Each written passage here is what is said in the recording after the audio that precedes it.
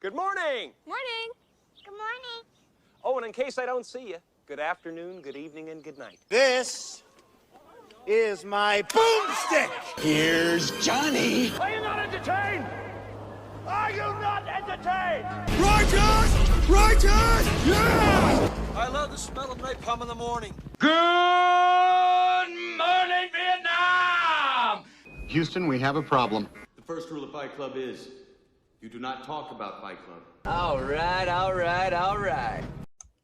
Ladies and gentlemen, and the Oscar goes to, welcome back. My name is willspalding.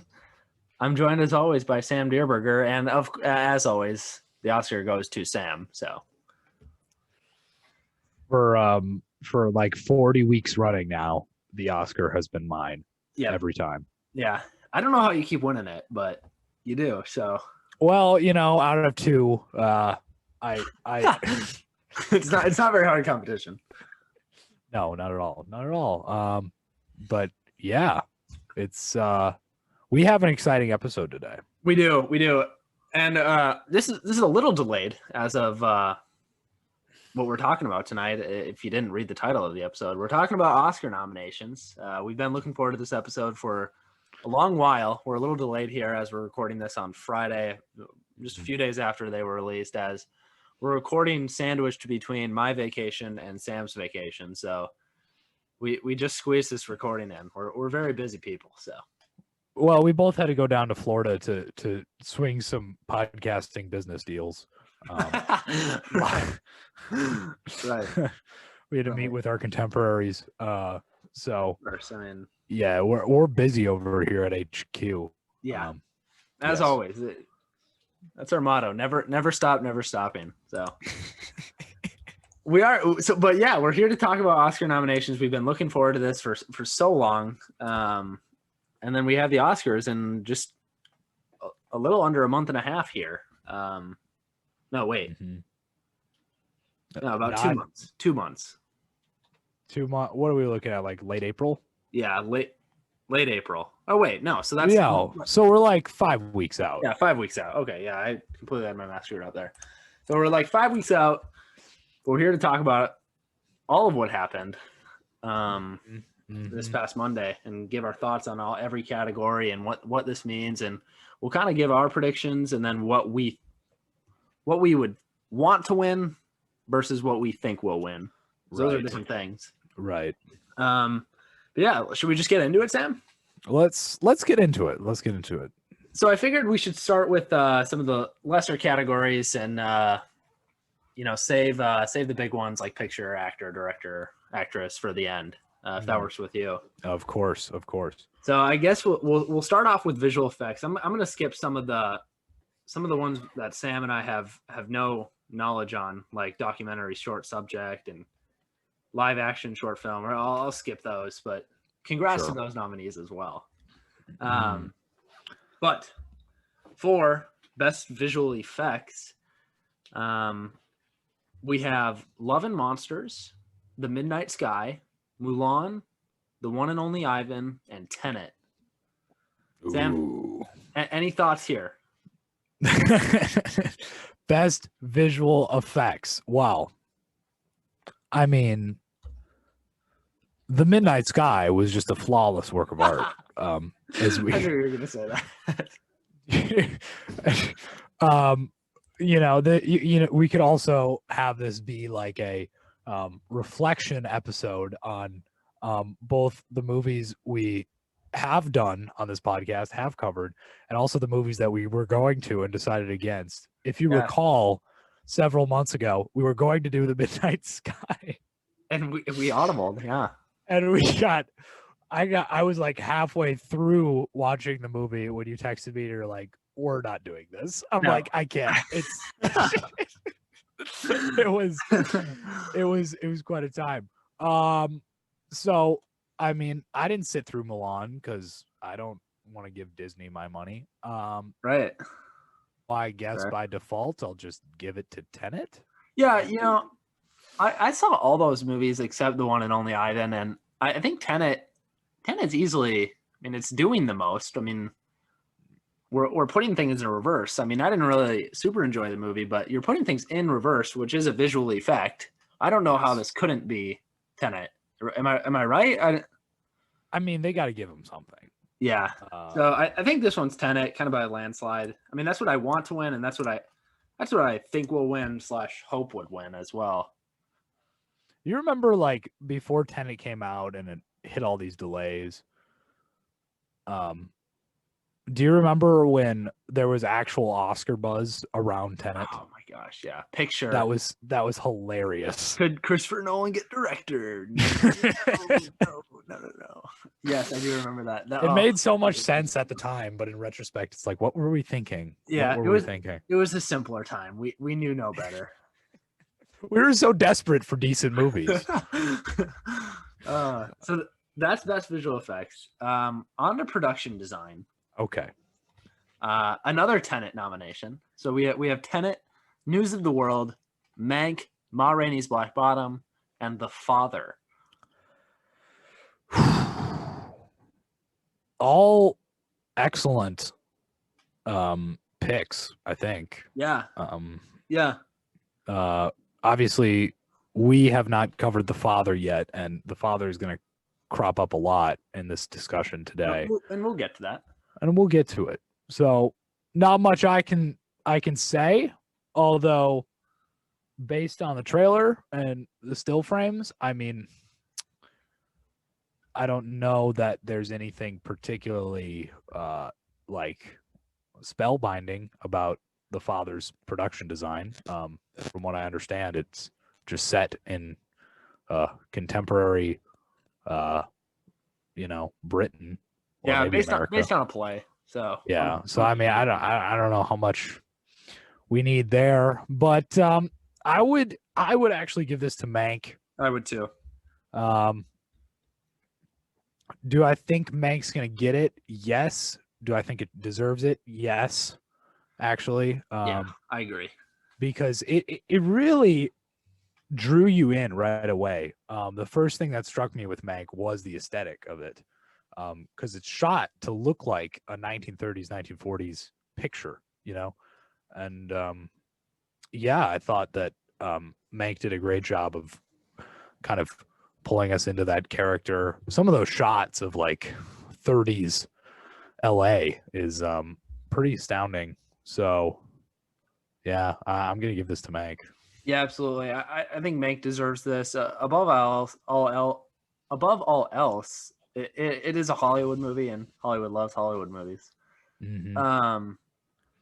Yeah, and we have Ma Rainey and The Father, both are plays, so it's tough to really do a lot there. And News of the World is just a Western, and we see so many of those that it almost feels like it was going to get that.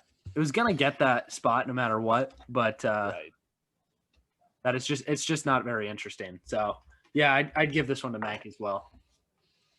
And I'm gonna start writing these down so we have a cohesive list. Okay, cool. So we got Tenet for visual effects and Mank for production design. Excellent. Moving on to best makeup and hairstyling, we have Emma, Hillbilly Elegy, Ma Rainey's Black Bottom, Mank, and Pinocchio. Now, I know we talked like 3 weeks ago, Sam, 4 weeks ago, whatever. Yeah. But there was like 58 Pinocchio. Yes. 58 Pinocchios coming out within like the next 2 years. I don't know which one this is, to be completely honest with you. But I don't really care. It's not gonna win. Is it the Italian one? Is it the? It's not the. I bet it's the Roberto Benigni one. It could be. I don't think it I don't might think as well it's the be. Del Toro one. No, never mind. The Benigni one is from 2002. Okay. Huh. How about that? I don't know which one this is, but it doesn't matter. I would, we have Emma, a period piece. We have Hillbilly Elegy, which is, I guess, slightly a period piece, but Mhm.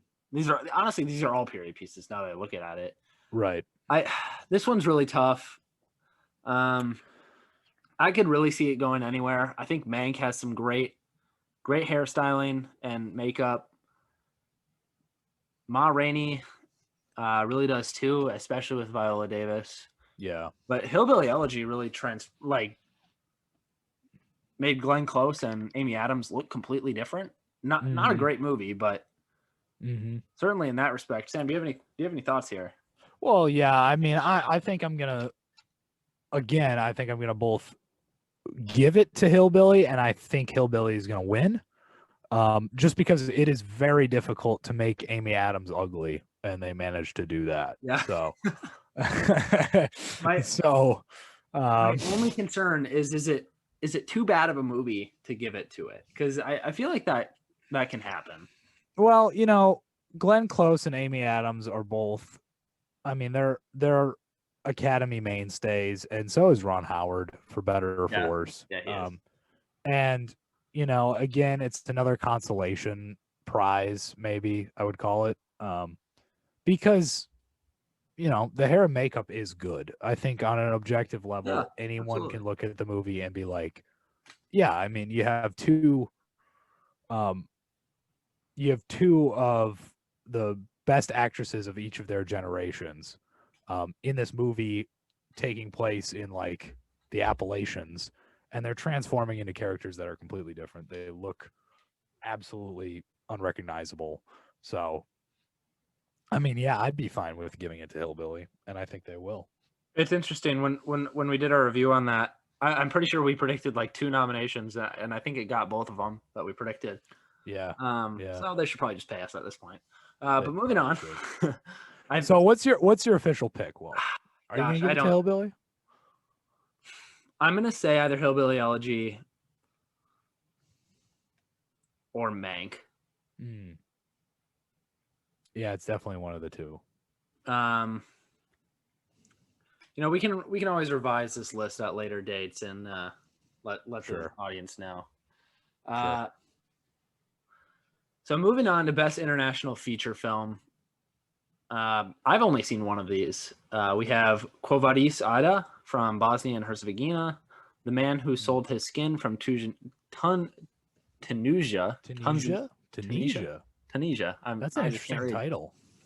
The Man Who Sold His Skin, yeah. Collective from Romania, Better Days from Hong Kong, and then Another Round from Denmark. And I don't think we really have to discuss this one that much. This one's going to another round. And this isn't even based on me having only seen Another Round. It's pretty obvious it's going to another round based on another nomination that the Oscars gave this movie, which we'll talk later. Right. But do you have any thoughts here, Sam? Yeah, I mean, it's going to be another round. I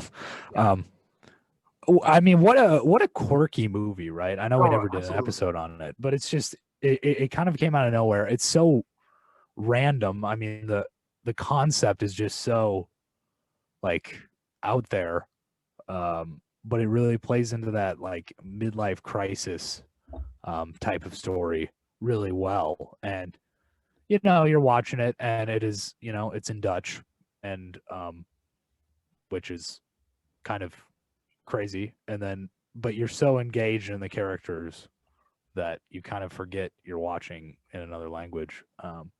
So yeah, I'm Another Round. We're fans. Yeah, one of my favorite movies of last year. Really well done, and I'm glad it got this nomination. I hope it wins, and I'm glad it got its other one too. And we'll talk about that later. But going on to Best Film Editing, we have The Father, Nomadland, Promising Young Woman, Sound of Metal, The Trial of Chicago 7. First category. Oh, no, just kidding. I was going to say first category where we've done every movie, but we haven't done The Father yet. Another spoiler ahead. We will get to The Father, trust us. So yeah, this one, the film editing is a pretty easy one to predict. The Academy likes it when there's lots of editing. Yes. And what's lots of editing other than one Aaron Sorkin? So yeah, I think this one's going to trial. I could be wrong, but I don't think I am. I'm tempted to say Promising Young Woman. That was my second pick. I really think that there are a lot of cuts there. There's a lot of montage. It's a very montagey movie. And there's a lot of juxtaposition. You know what I mean? There's a lot of different scenes where we're seeing, you know, 2 or 3 different people doing 2 or 3 different things kind of spliced together. And I remember watching it and thinking about the editing specifically. Yeah, that'd be my second pick. Yeah, a lot going on in that movie, you're right. And montages can either work really well, right, or work really poorly. I thought it worked well for that movie. But the Academy loves montages. I mean, yes, we saw Bohemian Rhapsody when editing a couple of years ago, and all that movie is montages. So, right. It really could go one of two ways here: either Trial of Chicago 7 or Promising Young Woman. I'm gonna go Chicago 7. Sam, what are you choosing? I'm gonna go Promising Young Woman, probably, just for the sake of debate, I suppose. Yeah, and these I should say, like, these aren't our final decisions. You know, we have time to think about these and get our picks fully formulated. But this is just my initial thoughts, of course. Who knows? Maybe we'll be like, "Oh my God, it wins everything." It could. It certainly could. It could. But yeah, moving on from there. Do we want? Should we? Yeah, we'll talk about a documentary feature. I haven't seen any of these, but we'll talk about it. Sure. Some interesting mix-up happened there. But so for documentary feature, we have Time, My Octopus Teacher, The Mole Agent, Crip Camp Collective. Ooh. Yeah, this is an interesting one because I thought for sure that Boy State was going to get nominated. And where is Boy State? I thought Dick Johnson Is Dead was going to get nominated, and that didn't. Documentary feature is so weird, you know. It's like whichever documentary most people see in the year, which was probably Boy State this past year, never gets nominated. Almost like documentary voters just want to be pretentious and be like, "Oh, these are the ones that nobody saw, so we're going with these," which doesn't make any sense. Like, yeah. I hadn't even heard of any of these, to be honest with you. But no, me neither. But what do you even look for in a documentary, right? Like, it's a different art form. Yeah, you know, one it's that difficult. I'm not versed in to judge. So yeah, because I've never seen like a documentary and been like, "Oh, that was bad." You know what I mean? Like, I'm like, it's a documentary. It is what it is. Yeah, I agree. Well, we'll move on to cinematography then.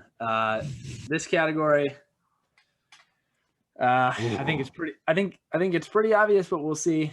Judas and the Black Messiah, Mank, News of the World, Nomadland, and The Trial of Chicago 7. It's black and white. I mean, it's got to be Mank, right? They're using like, come on, this is the most easy, other than Deakins last year for 1917. This should be an easy pick, right? Right. It definitely should be. And yeah, I'm inclined to agree with you. I mean, Nomadland was, you know, any other year if Mank wasn't out, Nomadland would probably deserve this. Agreed. And probably get it, but it's definitely Mank. Because again, as I said before about production design, the entire aesthetic of it draws you in. Like, it looks old and it was filmed last year. It's just so staggering to me that they were able to pull that off. And that's just attributable to Fincher. Like, I mean, he shot it completely in black and white. There's not a single colored version out there. You know, he essentially just used the technology that was available in the time that this movie is set in, which is just real. There's just, I mean, aside from being a technological feat, I mean, that's just super cool that he's doing that. Yeah. And that goes for the camera as well and cinematography. So I think there's nobody else to give it to than Mank. So those are my thoughts. Yeah, and it wasn't even edited that way. It was just shot on black and white film. Exactly. So, I mean, anyone. anyone who has the tenacity to pull that off is deserving of respect. Agreed. So yes, definitely Mank for best cinematography. Although a strong category, because Nomadland, obviously, you said would probably win any other year. News of the World is maybe a little boring in terms of story, but is beautifully shot. Child of Chicago 7 might be a little bit of a boring pick, and Judas is very good as well. So a strong category for sure. Oh, definitely. The only difference is that with Mank, the cinematography is a big aspect of the movie working, you know. Judas and the Black Messiah, the cinematography takes a backseat to you know, the actual storyline and the character interactions. So yeah, definitely Mank. So we're moving on to best costume design, which is almost, you know, actually, is it exactly the same as makeup and hairstyling? It could be. We switched one out instead of the same as makeup and hairstyling, except switch out Hillbilly Elegy and put Mulan in. So we have Pinocchio, Mulan, Ma Rainey's Black Bottom, Mank, and Emma. You know, it's the same as makeup and hairstyling in terms of this will be a tough one to call for me. Yeah. I would probably say Mank or Ma Rainey, but yeah, I don't know. Emma's a big period piece with large dresses, so that could win. Yeah. Mulan is, you know, like Chinese dress, so that could win. I just don't know here, to be honest with you. Where is David Copperfield? Where's David Copperfield? I thought that. I really did, actually. I kind of did. I say that half jokingly, but had some interesting, you know, absolutely fashion choices. So I guess if we're putting myself on record here, do you have it? What do you think, Sam? I'm formulating here. I might actually say Ma Rainey. That's what I was gonna go with. And I think it's because with Mank, you have the black and white already, so you know the costumes don't need to be as elaborate. Whereas with Ma Rainey, it takes place, you know, in the 20s in black and white, so it's kind of like it takes place in the 20s in color, so the costumes need to do a lot more to kind of get you into the story, I would say. So I would give it to Ma Rainey. Yeah, it's one of those two, Mank or Ma Rainey, though. Yeah. Yeah, I'll go with Ma Rainey as well. Okay. Yeah. I'll go with Ma Rainey. Although that's almost a coin flip for me. Yeah. To be fair. Yeah, it's pretty close. We move on to a category which did not exist last year, and that is best sound. Obviously, sound mixing and sound editing got combined into one. I'm sure we talked about that, but that's good. Like, that needed to happen. Definitely. They still hand out the same amount of awards, so it's perfect. So that I know the purists are pretty upset about it, but yeah. I mean, even the difference is sound editing is what noises you hear, and sound mixing is how you hear it, and what levels and volume and whatnot. But yeah, most people could not tell you that, so it just shouldn't exist. Right. And this one, we have Greyhound, Mank, News of the World, Soul, and Sound of Metal. Interesting layout. We have two Tom Hanks movies. We have an animated movie. You know, a lot going on here. But I think this one goes to Sound of Metal. I mean, it's in the title. We're going in and out of sound. Does it go to anything else? What do you think, Sam? I don't think it can. I really don't, because, well, I said this before when we reviewed Sound of Metal. I watched it with headphones, like, you know, not just earbuds, but like headphones, you know, and you really experienced, it felt like you were a deaf person because they were noise canceling and everything. So the scenes where he kind of shuts the hearing aids off, I mean, you hear absolute dead silence, especially if you're in a quiet environment, and it really like puts you into the headspace of the character. Sure. It's effective in that sense. Yeah. Yeah. So I think it has to go to Sound of Metal. Like you said, it's in the title. Yeah. Mank, super cool sound. It's made to sound kind of grainy like that 40s style, but and like you said, for Nomadland and cinematography, I think Mank probably wins any other year, but yeah, not this year. Not this year. And I'll go Sound of Metal on this one as well. A pretty easy pick. Move on to original score. We have The Five Bloods, Mank, Minari, News of the World, and Soul. Sam, what are your thoughts here? If it's any indication of the Golden Globes, I think this will go to Soul. It's got to go to Soul, right? Yeah. I mean, it's a movie about music. Yeah. It's a movie about music, and they essentially composed an entire like jazz track listing for the entire thing, Oh, and it's great too. And it's like genuinely good music. Because a lot of film scores is it's not, unless you're really into like film scoring, you're not going to be listening to it recreationally. The Soul track listing is something you could listen to for fun and enjoy it. It works on its own. So yeah, I think you got to give it to Soul, right? Yeah.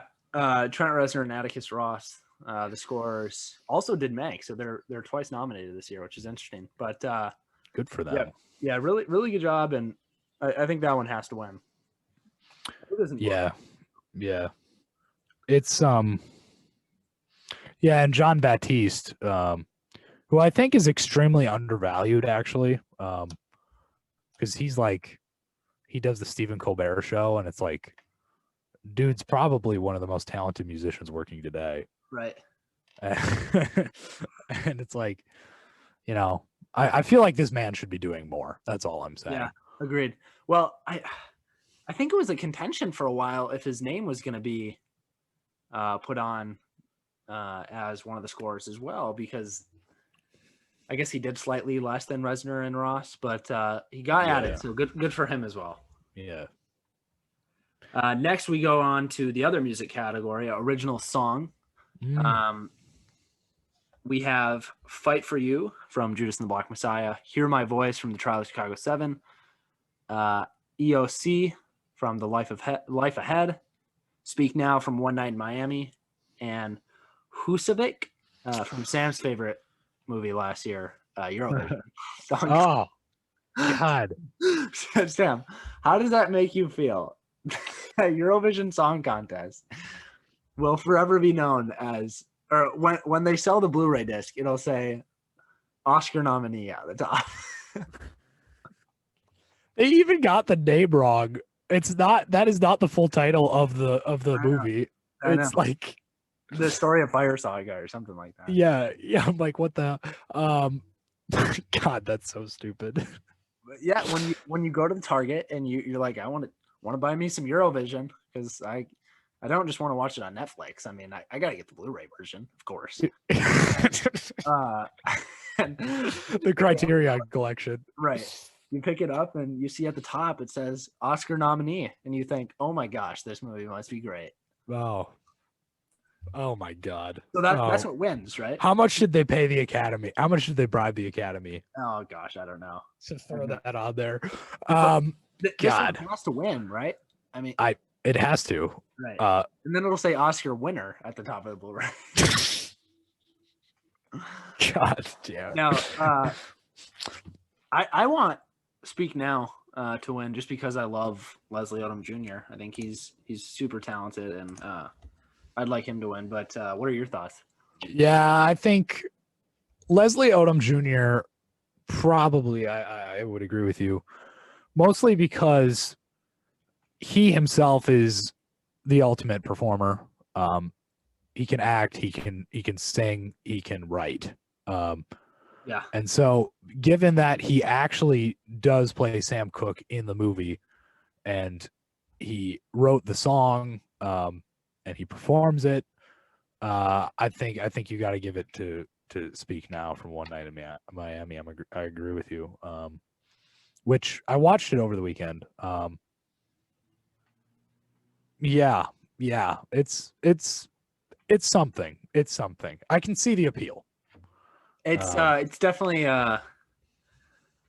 it's a slow burner. It's for a niche audience, but yeah, I guess I guess I could Hear My Voice maybe winning for Chicago 7, Yeah. but I really just think this goes to Speak Now.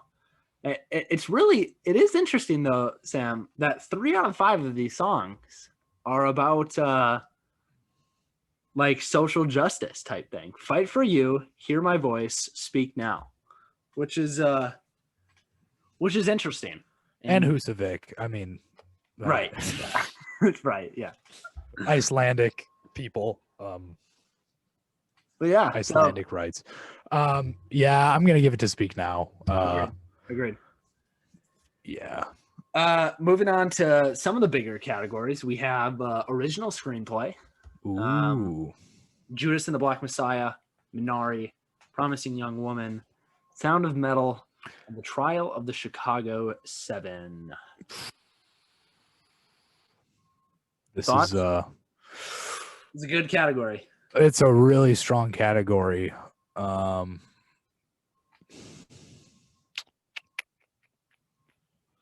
Personally, I can't ignore Sorkin here. Yeah. Is my thoughts. He's the elephant in this category. Yeah.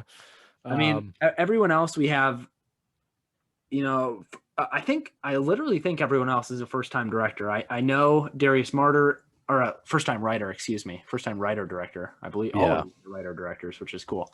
Darius Martyr, first-time Promising Young Woman, Minari, and Judas and the Black Messiah, I believe are all first-time directors. And Sorkin is a second-time director, but it has written other stuff too. So yeah, obviously he's written other stuff. So I would go Sorkin here.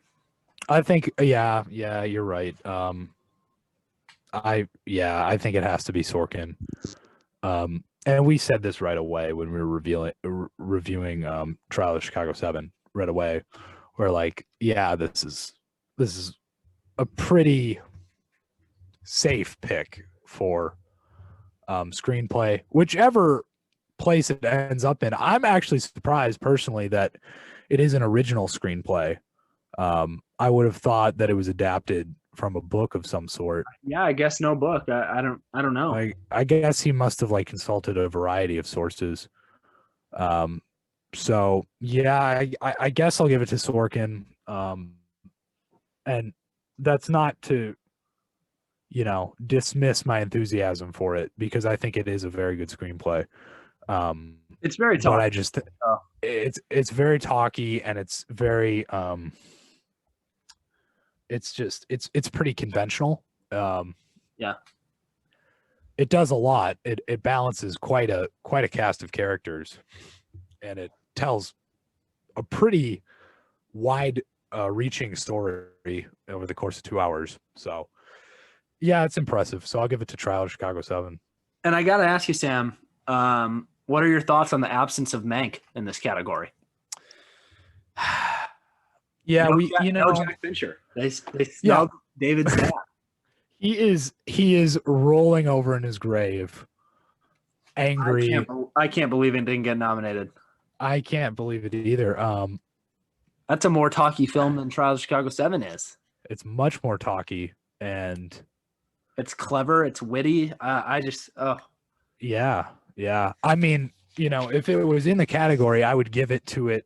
I don't think it would win, but I would personally pick it if I were the Academy. Especially with a movie like Sound of Metal, which isn't a particularly screenplay heavy movie. It feels weird that Mank isn't here, for sure. Yeah, it's strange, but it's gotten nominated so many times. I mean, yeah, it's the most nominated movie with 10. So They didn't hate it, which is obvious, but definitely interesting. So Yeah. moving on to adapted screenplay. There's one here I don't quite understand. let's put it that way. I'll list them off, and then I want to hear which one you don't. So we have Borat subsequent movie film, The Father, Nomadland, One Night in Miami, and The White Tiger. So Borat. So Borat, the first one, was also nominated for Best Adapted Screenplay. Yeah, but what's so interesting is that it's adapted. Adapted from what? I don't know. Like, I don't have a problem with it being included as a nomination. But I just think it's strange that it's in this category, adapted. Is Borat the first Borat, was that a comedy skit that that Sacha Baron Cohen did on some show? It's like a character. I think it's like a reoccurring character. But yeah, from what I understand, I mean, I haven't seen subsequent movie film, but from what I understand, it's largely improvisational. A lot of it is, yeah. Yeah, like it's not. There's a lot of I always thought of it as like a lot more experimental in that respect. There's not a lot of like lines. It's just kind of like situational comedy. Yeah, so the way I can describe it, I have seen it, is so they kind of give Sacha Baron Cohen, I'm sure they write something down and they're like, here's what we want to do. They probably give him a couple first line things, go up to this person and say this, this, and this. Right. And then that person's going to respond somehow. And then there's no script after that because you don't know what they're going to say. So you just kind of go with it. Right. I'm not offended by it being here. No. I wonder how long the script is, though. I am curious by that.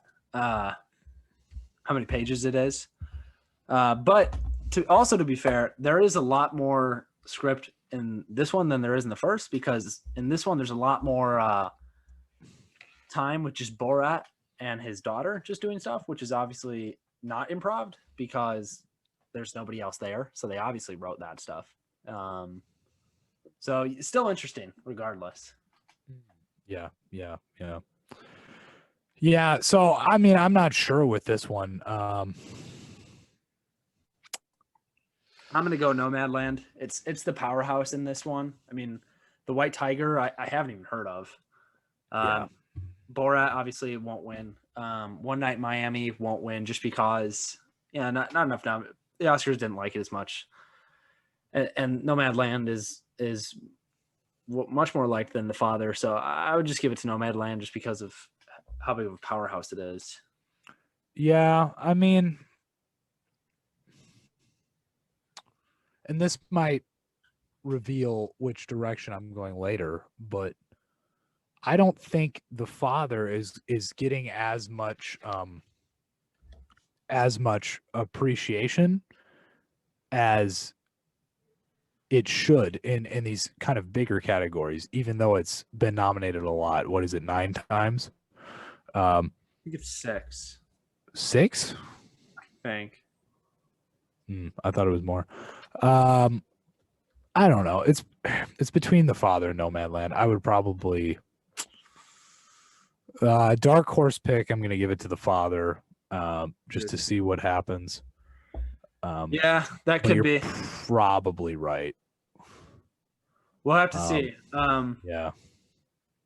This will be one to keep an eye on for sure. Oh, definitely. And then I do want to ask you, Sam, stronger category, adapted screenplay or original screenplay? Oh, definitely original. Yeah, which is good to see. I like Yes. I like original movies. Yeah, for sure. Much stronger. Promising Young Woman, Judas and the Black Messiah, which is not getting enough attention. But no, not at all. It's really frustrating because any other year, this is actually, as we've talked about, this has actually been a very good year for movies. And despite the theater situation. And I mean, any other year, Jesus and the Black Messiah would be a deadlock for Best Picture.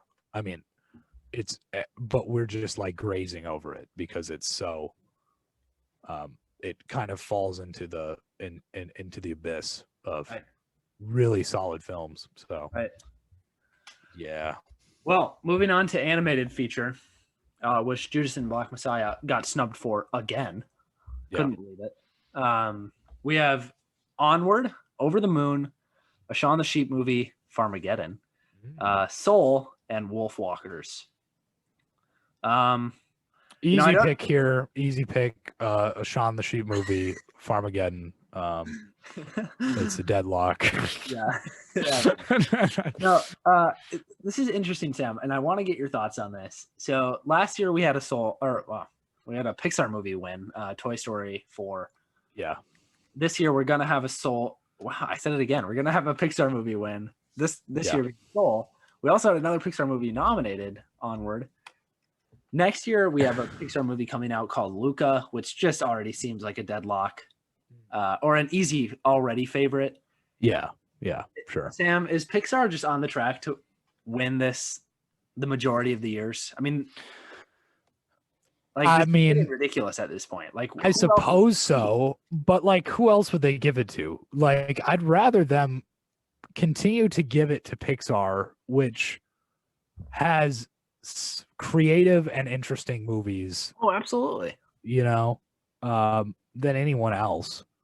I mean, until any other production company taps into Pixar's formula, and I don't even think you can say they have a formula over there. I think they just have really good writers and amazing animators. Until someone can do that, I don't see why they shouldn't keep giving it to Pixar.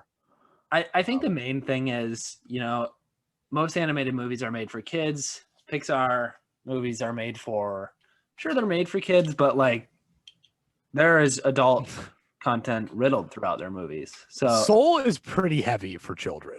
Yeah. There's a lot there. Soul is probably more of an adult movie. So it's interesting. It'll just be interesting to see what happens in the next few years. Right. And I do want to get a number to you, Sam, of the best animated feature Oscar award. So the award was created in 2002, I want to say. Let me scroll back to see. Yeah, 2001, excuse me. So in its, this will be the 20th year. Am I correct? Yeah. Let me see. So the winners of the award have been Shrek at its first year. Also nominated was Monsters, Inc. Spirited Away. Finding Nemo. So the first win for Pixar. The Incredibles. Second win for Pixar. Wallace and Gromit. I don't know what that is. Happy Feet. Ratatouille. So third win. Wall-E, fourth win. Up, fifth win. Toy Story 3, sixth win. So they had a 4-year stretch there. Rango. Sweep. Yeah, Rango. Brave. That's right. Yep. Frozen, Big Hero 6, Inside Out. That's its 8th win. Zootopia, Coco, 9th win. Spider-Man Into the Spider-Verse. Toy Story 4 is its 10th win. And then this year it's going to get its 11th. So 11th out of 20. 11 out of 20. Is just crazy numbers. Yes. Yes. And I love how we're already assuming that it's going to be Soul. Which is justified. I mean, if I had to put my life on anything, but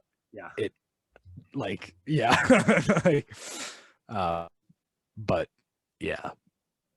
So this is the deadlock category. There's not a whole lot of debate here. Yeah, agreed. So we're giving this a Soul. And now we head into the big categories. We have Best Actress in a Supporting Role. We have Yoo Jung-yoon for Minari, Amanda Seyfried for Mank, Olivia Coleman for The Father, Glenn Close, Hillbilly Elegy, and Maria Bakalova for Borat, subsequent movie film. Yeah. Good category. Really good category, actually. Yeah. Who do I think is going to win this? Probably Olivia Coleman. Maybe. Probably. Yeah. Who do I want to win this? I want Maria Bakalova to win this award for Borat. I was appalled when she did not win the Globe for comedy to Rosamund Pike's performance in I Can't. I don't want to think about that again. Oh, gosh, that was. So I want Bakalova to win, and I think there is no reason she shouldn't win. Yeah. Because a definition of acting is making someone believe you are someone else. Right.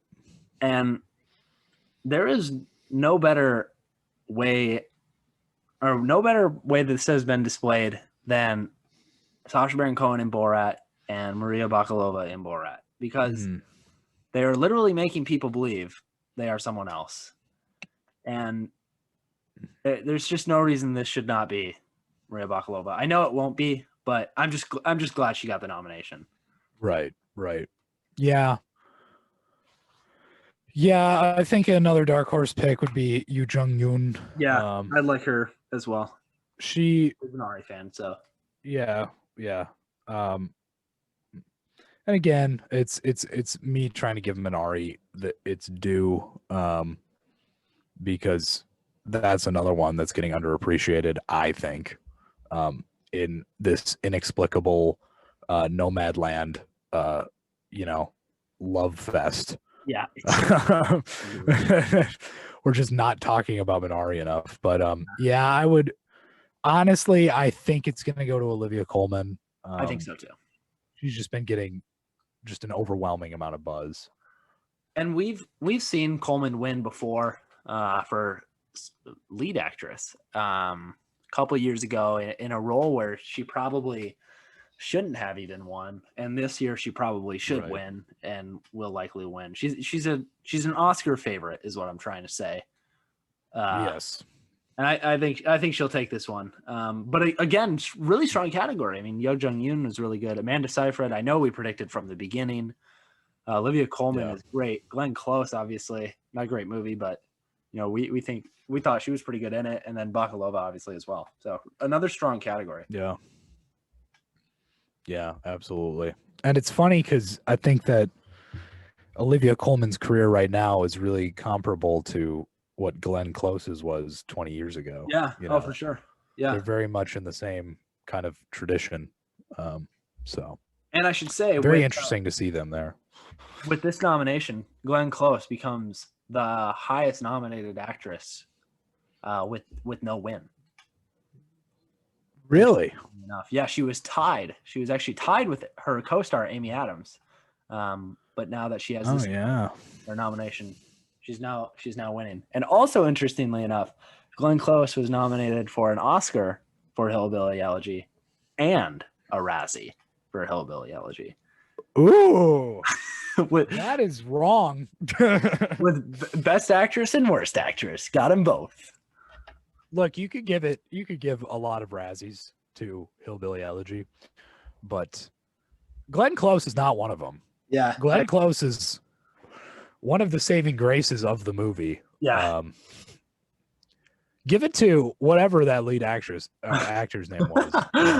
I can't remember. That was a stiff performance, but oh, stiff is a perfect word.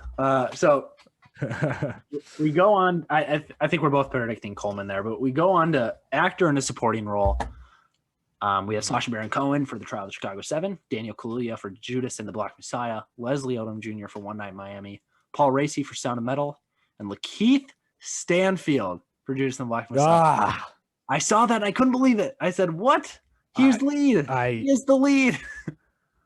Even he is confused over this. Look, I'm glad he's there because that performance is really good, and I think it's cool that he got nominated, but he is the lead of that movie, and I just couldn't believe he's here. Everyone knows it. It's like they didn't watch the movie. Yeah. It really seems that way, because if you watch the trailer, you would think, okay, it's kind of a shared shared screen time between Kaluuya and Stanfield. Right. If you watch the trailer, because Kaluuya is featured in the trailer extensively, you would actually think that Kaluuya is probably more of a lead based on the trailer. But if you actually down and watch the movie, we're following Stanfield's character the entire time. Yeah, the whole movie is Stanfield. Like, I think he's in every scene. So Nearly. like, what? Yeah, interesting choice. But I love Lakeith Stanfield. I recently rewatched Get Out, and man, he is so good in that movie. For a limited role, he's so good. He's so talented. I mean, he's great in Uncut Gems. I'm glad he has an Oscar nomination now. It shouldn't be in this category, but it's cool that he has it. But this one goes to Daniel Kaluuya. Absolutely. And yeah, it has to. Aside from Soul winning animated feature, this might be the second one that I'd put my life savings on. No, there's one that There's one that we're getting very close to, but all right. Yeah, but you know what I'm talking about. And but yeah, it's got to be Kaluuya. That performance was absolutely electric. That accent that he nailed down. The Black Panther Party. He's brilliant. Yeah. You have to remember. Which I didn't know until like 2 months ago. But yeah, every time I hear him, I kind of do a double take because I'm like, what is that? Is that Daniel Kaluuya? And then I'm like, oh yeah. What is he trying to pull? Yeah. But yeah, we're pretty confident about this one as well. Yeah. So moving on to actress in a leading role, it's the same as the Globes actress in a leading role. We have Viola Davis. Viola Davis for Ma Rainey's Black Bottom, Andra Day for The United States versus Billie Holiday, Vanessa Kirby for Pieces of a Woman, Frances McDormand for Nomadland, and Carey Mulligan for Promising Young Woman. Sam, what do you got? What are your thoughts here? Strong category again. I want to give it to Carey Mulligan, but she's not going to get it because, well, she could. She could. I have a hot take here, Sam. I know you're thinking it's McDormand. I think it's Mulligan. You think it's Mulligan? I want her to win, and I don't think. Okay, you might be half right here because. Okay, first of all, I wasn't going to say McDormand. Really? Who are you going to say? No. I was going to say Andra Day. Not that I want her to win. I mean, well, I shouldn't say I don't want her to win. I just don't know. I guess, I mean, I would love to see Carey win, but I don't. Yeah, well, yeah, you might be right. I guess. I think it's either Mulligan or McDormand. Whatever the. It can't be. I don't think it's McDormand. I really don't. Okay, whatever the Globes pulled with Best Actress, I don't think is going to happen. With the Academy Awards, I don't think Andra. Well, we already know that the Globes run crack when they were with the actress category. I don't know what happened. Jodie Foster is still confused. Yeah, she was. Like, what? Yeah, she's confused.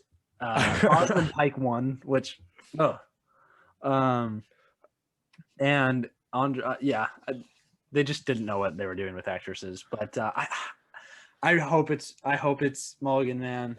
I really think it will be. My number 2 would be McDormand, just because they love her. I know it's hard to win 3 Oscars. It's hard to win 1, much less 2, much less 3. But yeah, it's very rare. That performance, that movie is so baity, though. Right.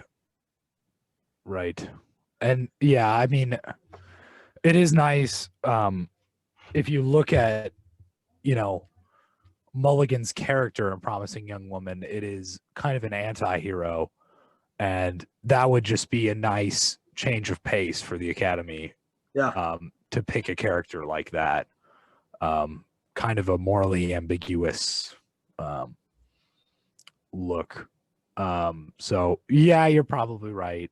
I'll give it to Carey Mulligan. I obviously think she deserves it. So There we go. So moving on to actor. And only 3 categories left: actor, director, picture. So an actor, we have Riz Ahmed for Sound of Metal, Chadwick Boseman for Ma Rainey's Black Bottom, Anthony Hopkins for The Father, Gary Oldman for Mank, and Stephen Yeun for Minari. Let's go! I'm so glad he's there. Good for him. Yes, great for him. I think we all know where this one's going, though. Boseman is taking it. Well, much deserved, and this one's pretty obvious to me. How many noms does Anthony Hopkins have? A lot. All time? Yeah. We're looking at 1, 2, 3, 4, 5, 6. Does he really 6 have that noms many? now. Yeah. Oh my gosh. How many wins? 1? Just 1. Okay. For Silence of the Lambs. Interestingly, Hopkins, how old is he? He's like early 80s. He was Silence of the Lambs was his first nomination, and that was the only one he won. So it's interesting to think, that was 1992. Almost 30 years ago.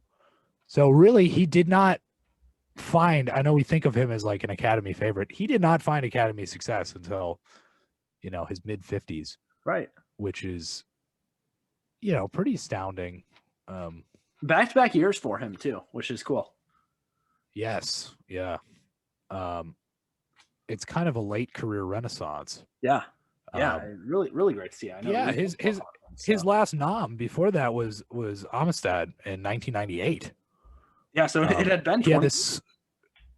He had this like solid run through the 90s, and then just a period of 20 years or nothing. Yeah, he had 92, which he won, and then 94, 96, 98, and then nothing for 20 years, and now 2020 and 2021. So yeah, it's good to see him back.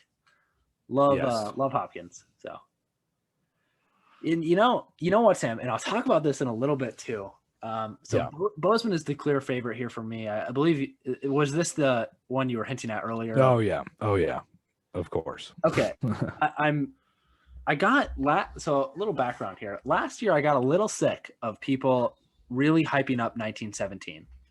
Great movie, but my goodness, like people stop. Yeah. One take. Like, okay, calm down. This year, it's Sound of Metal for me. I've already decided that. I've seen so many people on the internet saying if Riz Ahmed does not win, it's rigged, and I'm like, what? Like, I don't know where this came from, but Riz Ahmed does not need to win this because he's not this actor. Right. I am getting beaten down by that of people saying he needs to win, and this is going to blow your mind even more, Sam. But I have heard so many people saying that Sound of Metal is going to win this year, and I just can't. I can't take it. It's so funny because when we watched it, so we saw, when did we see Sound of Metal? Like December? Yeah, something maybe like late that, November. Maybe early December. And yeah, I mean, I watched it. It's an Amazon Prime original, whatever. I watched it. I'm like, okay, that was a fine run-of-the-mill, Prime original movie. It was good. That was it. I would never have thought at that time that it would be nominated for anything beyond Best Sound. Yeah. Yeah. I would never think of that in a million years. I really liked it when we first watched it, and I've soured on it a little bit. Still think it's a good movie. But in no world is Riz Ahmed winning this award, or should win this. If he does, I'll be outraged. And there's it's just so weird that no reason. It's weird that it's like struck a. Yeah. It just struck a chord with like the casual audience, right? And people love it. It's very strange. People love that movie. Yeah. I don't know where that's coming from. It could be the like quarantine mindset because it's streaming original. I don't know. But there's so much good Netflix stuff as Right, we've exactly. gone over that. Yeah, as we hit Mank and Trial of Chicago 7, and yeah. So, all right, two categories left, Sam. Here we go. We have Best Director, Emerald Fennell, Promising Young Woman, Chloe Zhao for Nomadland. Interestingly enough, first time ever 2 women have been nominated for directing Oscars, so good for them. Lee Isaac Chung for Minari, David Fincher for Mank, and Thomas Vinterberg for another. How about that? How about that? I could not. So I didn't watch the Oscar announcements live, but when I kind of was, I checked my phone and I was like, oh shoot, nominations came out. I got to look at that, and was scrolling through them all, and I was like, oh my goodness, Thomas Vinterberg is here. What the freak happened? I mean, why not? Yeah, I mean, agreed, but I just couldn't believe they did it. I'm like, over Sorkin, over any one of the movies that got nominated for Best Picture. Wow, I couldn't believe it. I was shocked. I mean, awesome, great, but what? So, what are your thoughts here, Sam? I mean, this is kind of an editorial comment, but I really think we should expand the Best Director category. I think there should be more noms, because there's a lot of solid work out there, especially this year, and especially in 2019, which was, one of the best years of cinema in our lifetimes. I would argue. So it would be nice to see more representation here. Who would you add with this? What movie? Who would I add? Yeah. Sorkin. Whoever directed Ma Rainey. Definitely Sorkin. Who did direct Ma Rainey? What's his name? I have no idea. I have no idea. George C. Wolfe. That's it. And George C. Wolfe. That's right. Okay. So yeah, I would add those. I guess the rest of the best picture directors. But good for Chloe Zhao and good for Emerald Fennell for trailblazing and everything. And they both deserve it too. I don't think it's a kind of an intersectionality I think those actually deserve it. A nomination. So I'm excited about that. I'm going to give this to Chloe Zhao though. Yeah, pretty easy pick. Yeah. It really makes sense. I'm upset that Fincher won't win this award. Not because I think he necessarily 100% deserves it for Mank, but like, gosh, this dude needs the directing award and just. Yeah. I said this in our Globes episode, but like, it seems like he's always number 2 or 3. Right. And I think I said this in our Globes Award where I was like, it's Fincher being like, I'm trying, Academy. Okay. Yeah, you did. I'm not making a movie about, just twisted serial killers. I'm not making Gone like, Girl. Like, I made a movie for you and you didn't like, or you didn't want it enough. And you just like threw it off the table. Like you threw the plate away.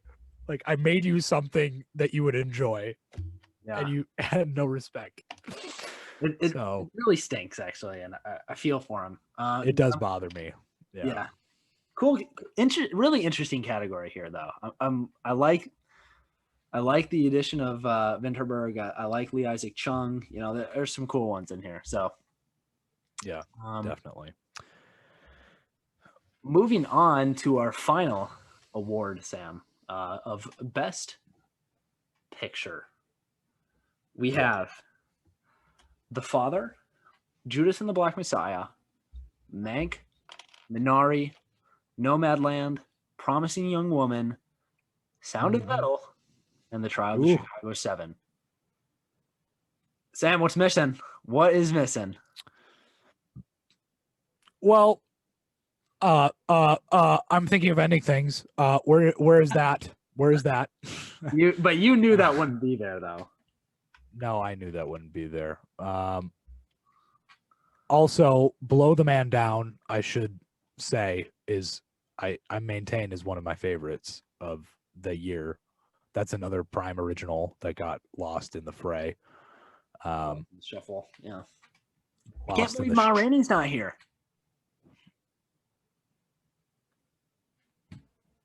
What was that? I'm sorry. Oh, I might have cut out. I can't believe Ma Rainey isn't here. Yeah, it's I don't know what they were thinking. I think this is the first time ever where an actor was nominated for Best Actor, an actress for Best Actress in the same movie that did not get nominated for Picture. I think that's the first time ever. Yeah. And it one is of them is going to win it. And one of them, so. Yeah. It just, one of them is definitely going to win it. Yeah, it is. It's an odd no pick.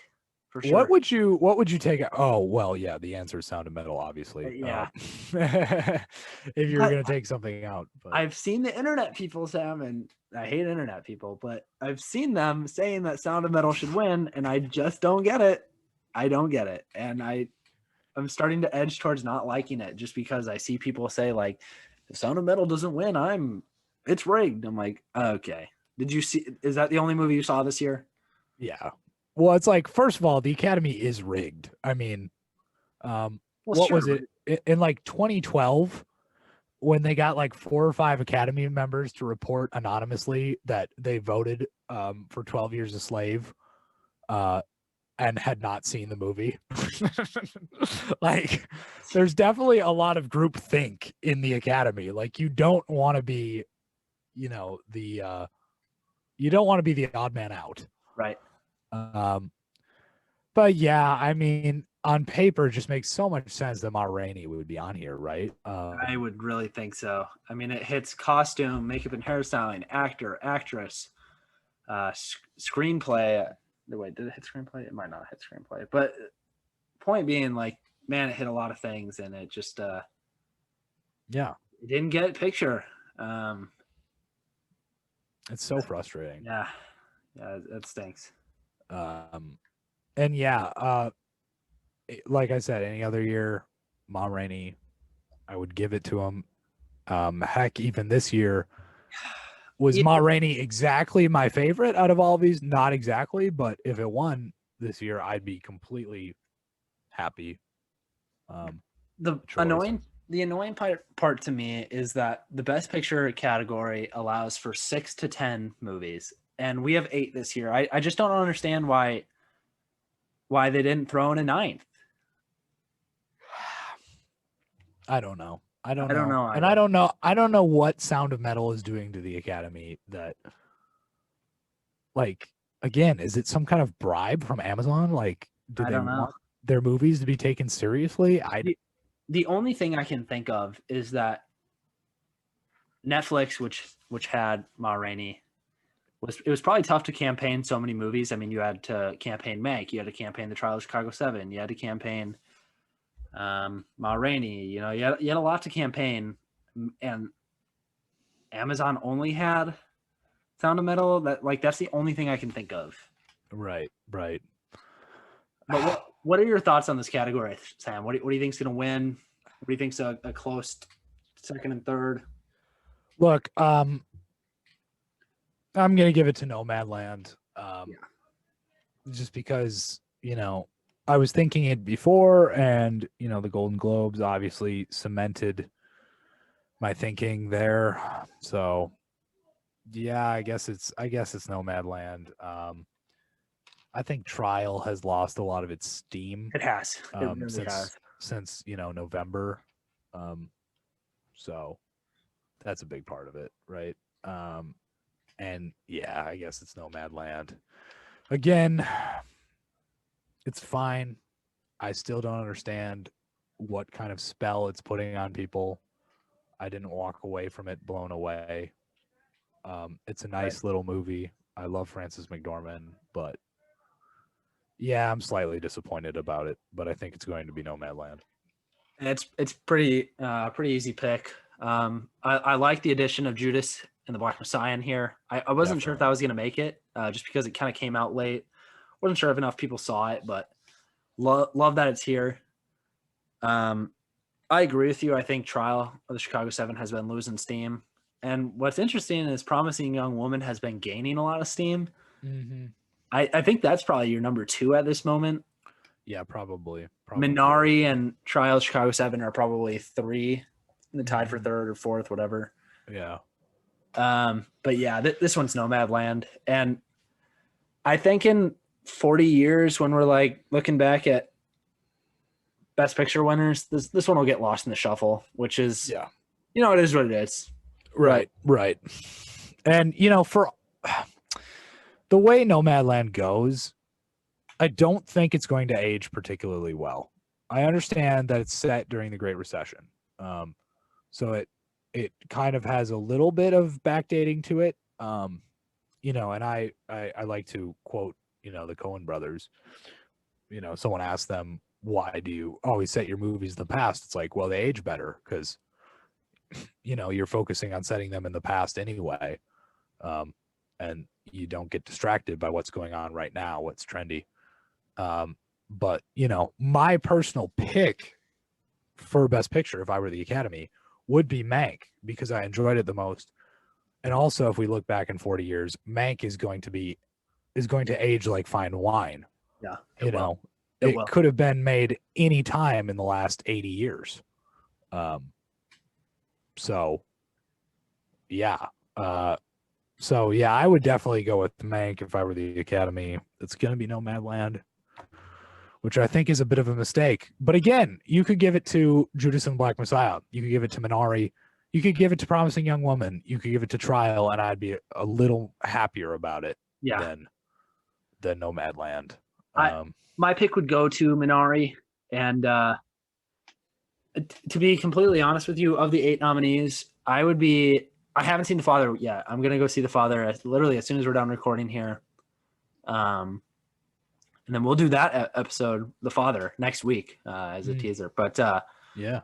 So we'll hit every Best Picture as well. We forgot to mention that. We will have hit all of them or done episodes on all of them.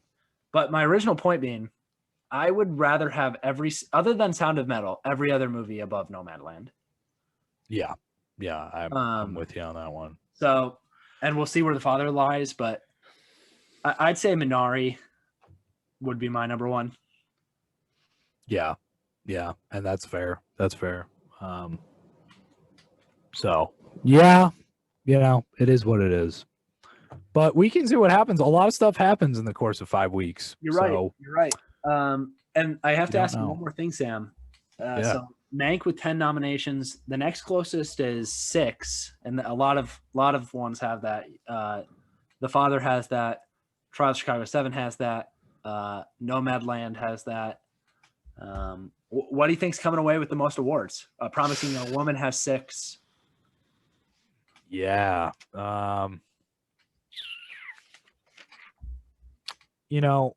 Mank is kind of racking it up with a lot of the technicals. Yeah. So that's part of it. But I do think we see a pretty decent split up.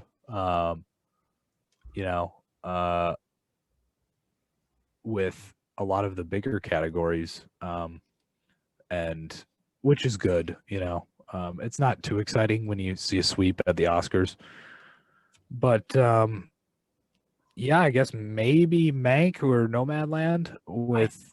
I think Nomadland will have 4. Okay, you're thinking 3 or 4. Screenplay, director, picture, and what? Either editing or actress. That's what I'm saying. 3 or 4. It'll get those 3 for sure. Screenplay, picture, director. It might get actress. It might get editing. We'll have to see. Yeah. But I think Mank has a good shot of winning a lot. Yeah. Just because of all the technicals that it will win. Right. Which is fine. I mean, it's a solid outing, solid evening for Fincher, even though he didn't really get the respect that he deserves. But it is what it is. So Yeah, and there we have it. There's the Oscar nominations. So anything else to comment on, Sam, before we wrap up for today? Yeah, I mean, it was quite a year. It was quite a year. It was. And I mean, the fact that we are even having the Oscars is a testament to, I guess, the fact, I guess people's love of cinema, that we can still enjoy movies, and in a lot of ways, the pandemic has kind of pushed us towards the future of movies, which is unfortunately a lot of streaming stuff. But it kind of showed that we can still have a good year. We can still see a lot of great movies, and get excited for Oscar season, which is always a highlight of the year, I suppose. You know? Yeah. Oscar season is my favorite time of year. I love it, and we get to see a lot of good movies. And we have 37 days until the Oscars, so Woo. here we go.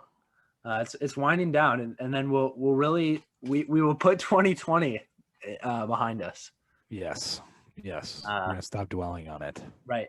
But until next week with the Father, Sam, where can I find you on Letterboxd? You can find me on letterboxd.com/sjdierberger. And where can I find you, Will? Find me on Letterboxd at willspalding, and then you can find us at the red carpet because we'll be there, obviously. We will be there. We were invited. You can find us at anchor.fm /those film nerds, or those film nerds on any podcast platform and YouTube. And those film nerds on Instagram at thosefilmnerds@gmail.com, and email in your Oscar predictions or what you think we might have wrong. We don't have any wrong, but no, what you perfect list. Have wrong. But until next time, Sam. Keep watching movies, everyone. Have a great week. Thank you. Ever thought about making a podcast? Well, Anchor is the easiest and simplest way to do so. Let me explain. For starters, it's free. There's also creation tools that allow you to record and edit your podcast right from your phone, laptop, or computer. Anchor will also distribute your podcast for you, so it can be heard on multiple platforms such as Spotify, Apple Podcast, Google Podcasts, and much, much more. You can also make money from your podcast with no minimum listenership. It's everything you need in a podcast in one place, so give it a try.